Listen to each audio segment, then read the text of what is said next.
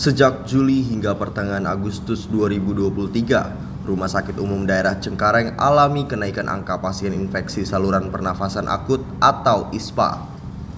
Rata-rata para penderita infeksi saluran pernafasan akut sendiri didominasi oleh anak-anak. Hal ini disampaikan oleh dokter spesialis paru Rumah Sakit Umum Daerah Cengkareng, Dr. Pujiastuti, saat ditemui di Rumah Sakit Umum Daerah Cengkareng, Jakarta Barat. Dirinya menjelaskan data dari angka kenaikan penderita infeksi saluran pernapasan atau ISPA per bulan Juli hingga pertengahan Agustus 2023 yang ditangani pihak RSUD Cengkareng. Pada bulan Juli 2023 tercatat sebanyak 17 pasien yang menjalani rawat inap, 23 pasien di instalasi gawat darurat, serta 280 pasien menjalani rawat jalan. Sedangkan data sementara dari awal hingga pertengahan Agustus 2023 ini terdapat 9 pasien di rawat inap, 12 pasien di instalasi gawat darurat, dan 203 pasien menjalani rawat jalan. Para pasien ISPA di bulan Agustus ini didominasi oleh para anak-anak. Namun kenaikan angka pasien ISPA ini belum dapat dipastikan apakah akibat dari polusi udara di DKI Jakarta, mengingat banyak faktor lain yang juga dapat memicu infeksi saluran pernafasan. Selain itu, dirinya juga menyampaikan agar masyarakat segera mengunjungi fasilitas kesehatan terdekat jika memiliki gejala ISPA seperti batuk dan sesak nafas, serta lebih berhati-hati jika beraktivitas di luar rumah dan diharapkan untuk tetap mengenakan masker.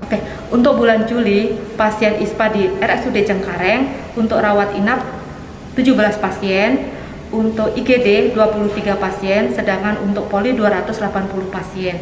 Sedangkan pada bulan Agustus untuk setengah bulan rawat inapnya 9 pasien, IGD 12 pasien, poli 203 pasien. Dok, kalau dilihat ini berarti ada peningkatan nggak dok dari bulan Juli ke bulan Agustus ini dok? Kalau dilihat dari data ini yang masih setengah bulan gitu Pak, kalau dari pasien poli kan memang terjadi peningkatan.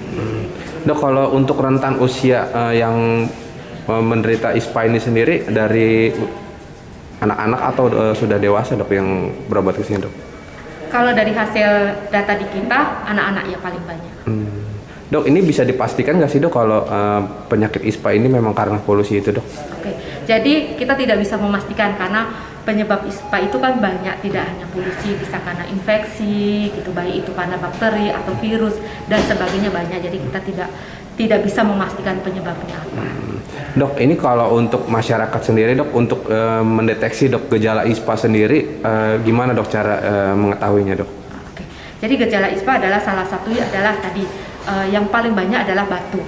Kemudian ada sesak beberapa kasus juga ada panas kalau itu ditimbulkan ada infeksinya juga gitu ya. Jadi itu adalah salah satu gejala yang paling banyak. Beberapa kasus ada pilek juga ada gitu, walaupun itu nggak banyak, tapi paling banyak dikeluhkan pasien adalah gejala batuk. Dok, kalau untuk penanganan awal bagi masyarakat apa dok kalau dirinya merasa sudah terkena ISPA dok?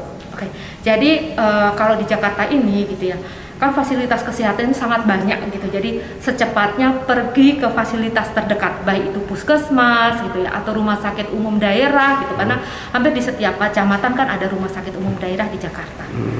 Jadi sih sebetulnya kalau masyarakat kita kan harusnya sudah belajar dari kemarin ya, bahwa kita hampir 3 tahun ini sudah belajar dengan pandemi COVID gitu. Jadi sebetulnya ini bukan sesuatu yang berat juga untuk masyarakat kita gitu ya. Jadi penggunaan masker pun gitu ya, itu sudah terbiasa sih sebetulnya. Jadi kalau misalnya sekarang sedang polusinya besar, indeks polusinya besar, karena kan sekarang hampir di setiap wilayah itu ada gitu kan, ada berapa sih indeks polusinya gitu kan.